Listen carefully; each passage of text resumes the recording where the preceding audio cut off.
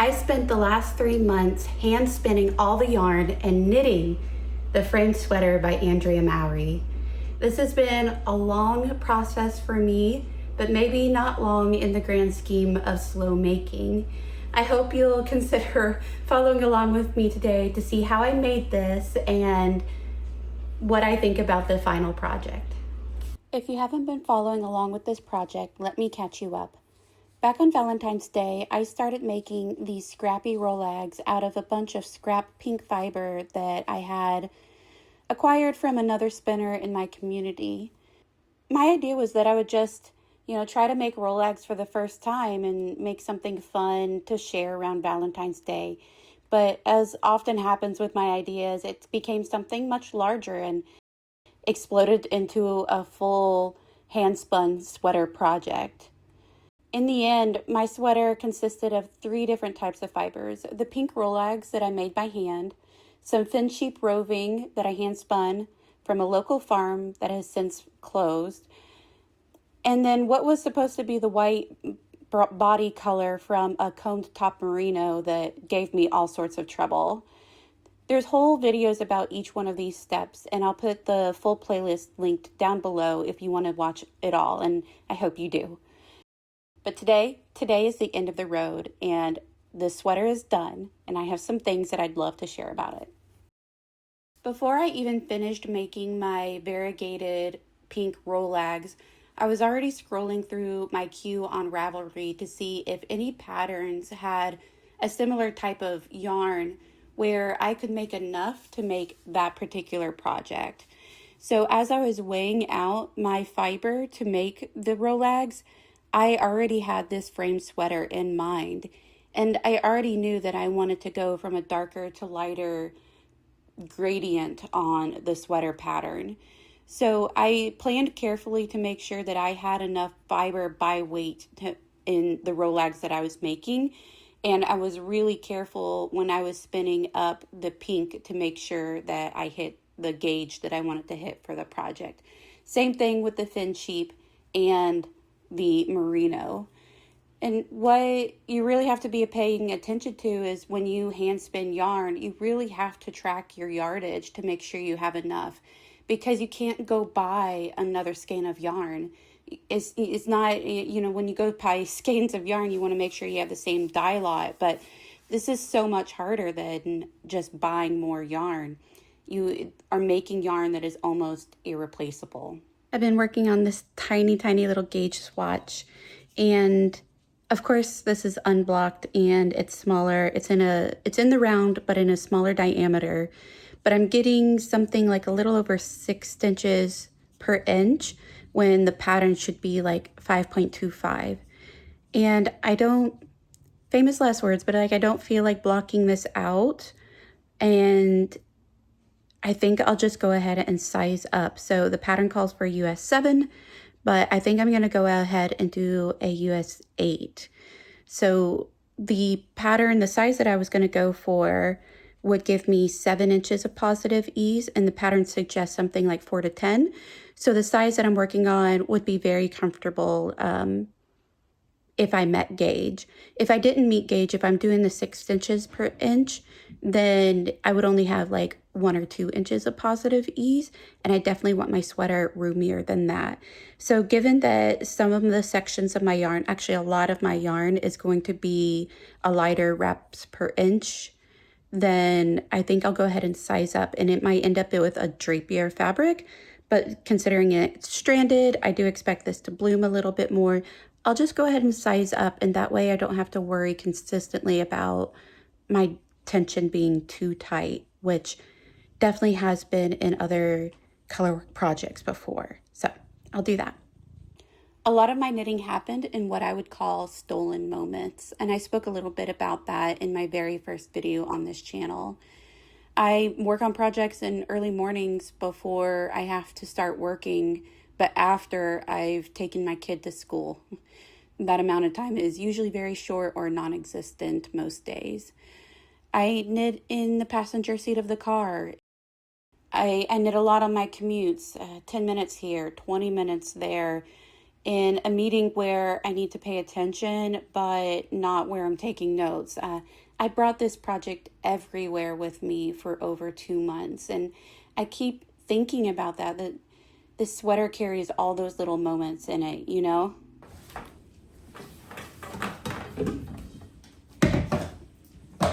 So I've gotten up to where you're supposed to split for the armholes on this sweater.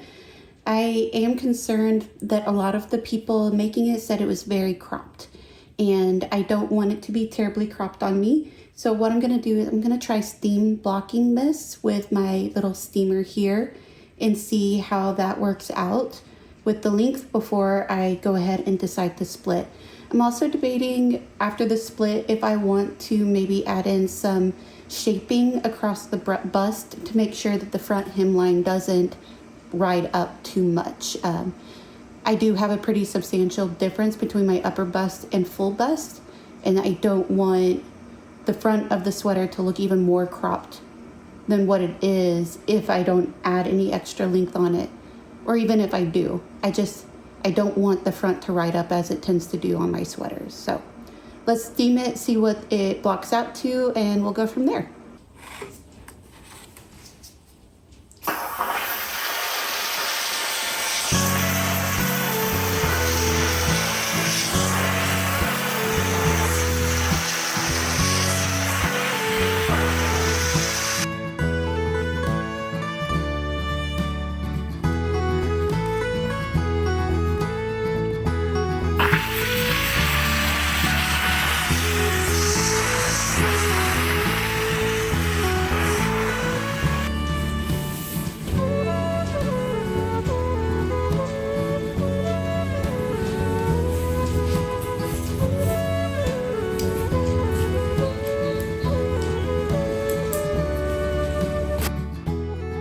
I think that looks pretty good. I think a full wet blocking will definitely make a huge difference, but I think that helped lay it down a little bit flatter. Where I noticed the biggest difference is that in the hem, I was concerned that the hem gauge was still too big, even though this is 2 needle sizes smaller than this.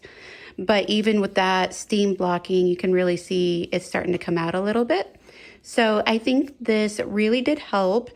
I think a full wet block will definitely improve the gauge or the evenness a lot more, but I think this is good enough for me to try on right now and see how it looks. So this is supposed to be at the point where you split for the underarms, and yeah, I think that's really cropped. I think the underarms are like a 10-inch, 9 or 10-inch, something like that. I need to get my tape measure.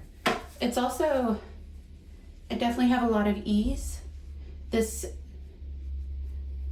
Yeah, so what's that? Maybe 6 inches of ease, something like that. But I think if it were at my armhole, that it would probably sit right there. I probably could have gone down a size.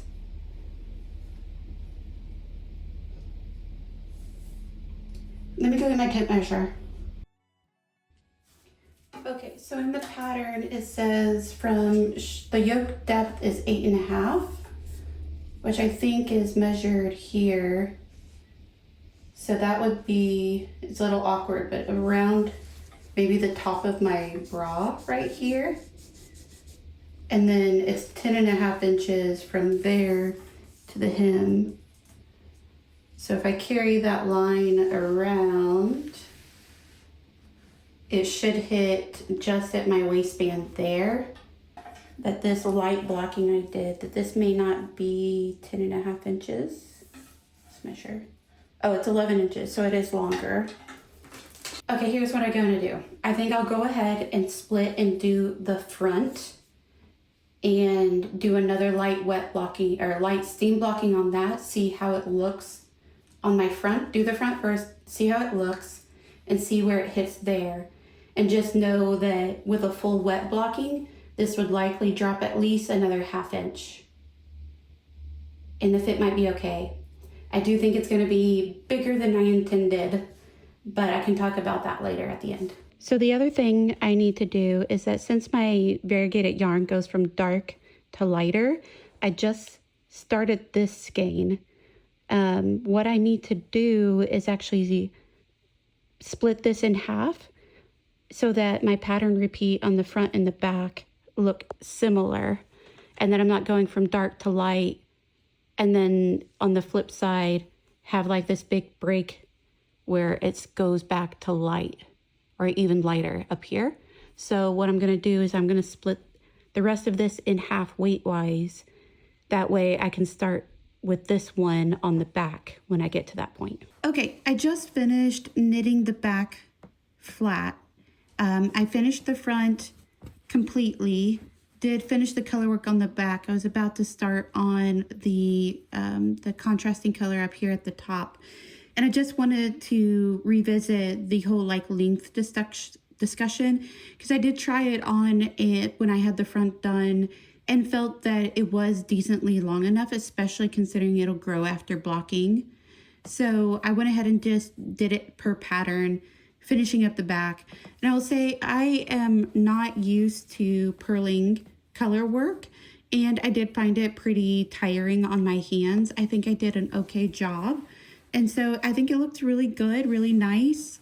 And I'm glad to be done with doing the color work flat. I'm ready to power out, lock in, whatever you want to call it, and finish the rest of this in the round.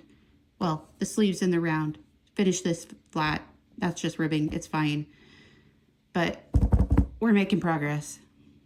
Okay, so I just did the 3 needle bind off on the shoulders, but as I was finishing the back, I realized that I had made a mistake. I thought I was knitting a size 5, but it was actually a 4. So there are 13 repeats across the front and only 9 across the back. So the back is more like a size like 1, while the front is the size 5. So what that meant is that when I got up here, there was going to be a huge stitch difference between the shoulders and the neck. So I ended up just splitting the difference, and then in my 3 needle bind off, I bound off some, like, I knit 2 together in the bind off on the front so that I was evenly distributing the difference. So it ended up being something like a 5 to 10 stitch difference. I can't remember how many I did. But I think the fit actually like works out really good because I have such a like large difference between my upper bust and full bust. So I think it fits. There's just a little bit of extra bulk here, which I'm wondering is gonna like work out like once the sleeves like pull this down. And then of course like once it blocks. So I think like, I mean, I definitely messed it up. It won't like sit the way that maybe it's supposed to, but I think that given like my shape, I think it's actually gonna be okay. So I think, yeah, definitely once I block it, I'm hoping, you know, this won't stick out this much as much, but I mean, I'm really liking how it's looking so far. I love how my yarn turned out. I'm really excited to get the sleeves finished and block it up and see how it looks. All right, we gotta do the pre-blocking fit check. So I did make my sleeves a little bit shorter. I think they will grow, but I feel pretty petite. So if they do grow like close to another inch, then I feel like that's an appropriate 3/4 length sleeve for me. Where I seam blocked initially, that looks really nice, but could definitely use some blocking for the color work up here. Overall, I'm extremely happy with how it turns out. After blocking, I might decide that I need the sleeves a little bit longer, but I can always do that. I've still got extra yarn. Gosh, let's do the pre and post blocking magic.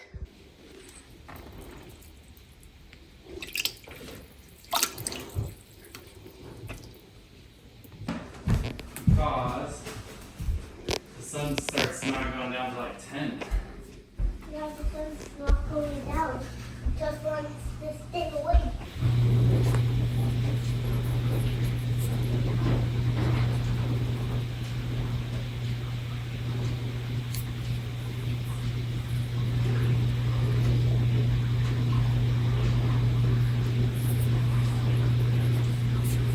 And here is post blocking. The drape turned out really nice.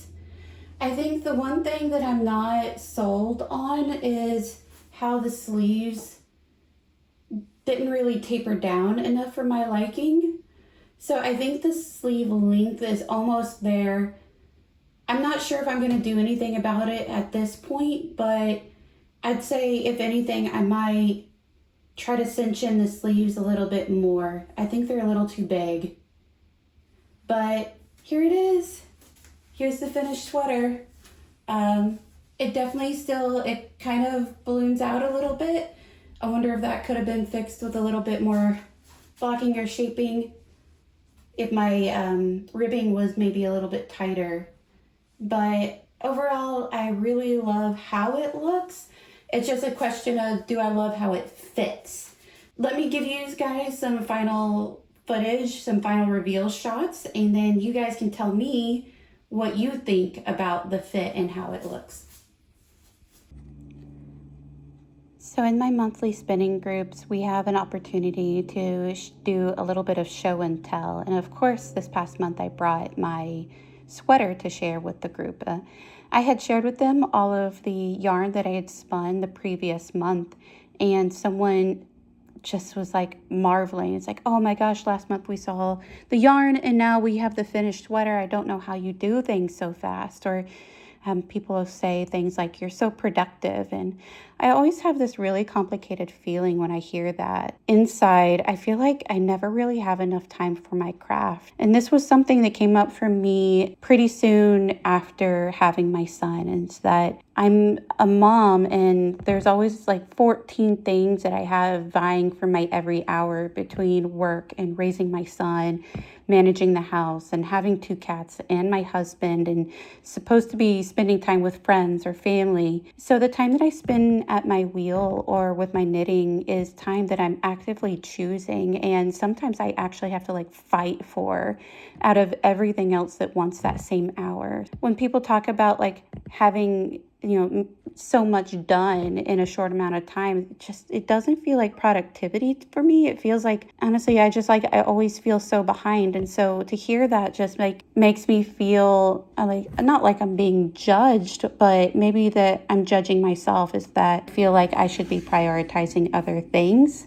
I don't know if that's something you guys could sympathize with. There's something also about like the whole influencer and internet and things that we see on social media, the prolific makers and the people who just get to sit down and just work on their craft all the time. And I feel like that's really disingenuous. So I want to be really clear about how I spend my time.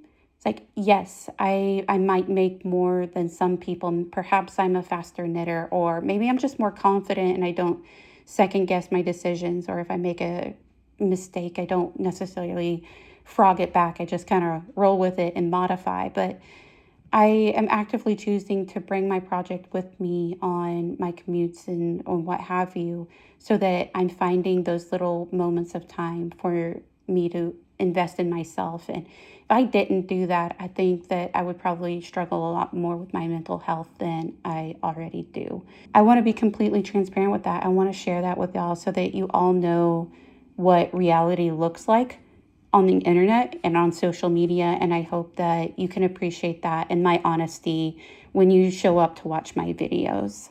So I am super happy with how this project turned out. It is so comfortable. And I love the halo that has risen up on it from all the mohair in the pink yarn. I think the fin sheep might be the best yarn that I've ever spun. I'm just in love with it so much. But this pink yarn, I'm just so proud of being able to blend all of it up as I did, and to see the variegation from darkest to lightest really work in this sweater. I'm really happy with all of the color combinations and how it all turned out. Now, I think the fit is still one of those things that I'm really struggling to get down on every project. So I think the sleeves I would be happier with maybe more of a taper on.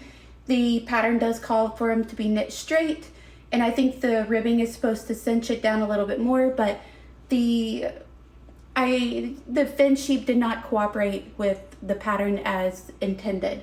So I'm still debating whether I want to make adjustments to the sleeves, but so therefore I haven't woven in all the ends on the sleeves, and just in case, get through a couple wears and decide that I want to make the sleeves a little longer, or if I want to maybe rip back one of the half pattern repeats and taper it down a little bit.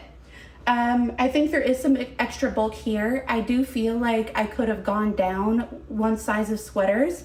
I haven't checked my finished gauge after blocking, but I do think that I'm pretty spot on with the gauge, maybe a little bit larger since I did go up a needle size.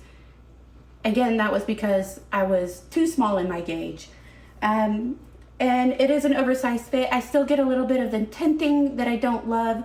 I think, you know, that's just body types, I think, and I'm not necessarily, I don't necessarily love the boxy type fits on me personally, but I'd love to know, you guys, what you think about the sweater, how it fits, how you prefer sweaters to fit, and particularly if you have made the framed sweater and what you thought about the pattern as a whole. I think this is beautiful. I think I'm going to wear it all the time when the weather is cold, but it is mid-May here already, and it's warming up. So I don't know how much use I'll get out of this until later in the fall, but I believe this is going to be a beautiful fall sweater for going out and doing all the cider tastings and apple pickings, and then wonderful for Valentine's Day and around that time next year. I mean, honestly, it's going to be a wear anytime I have a chance type of sweater. So I'm very happy with this. I'm so proud of how it turned out. I hope you guys enjoyed crafting along with me today. If you did, please consider subscribing. Leave a comment down below. I'd love to hear what you're working on, what you guys think of my making process, what I should try next in a video. And until then, I'll see you guys next time. Bye. You say bye, Lita Gray? Bye.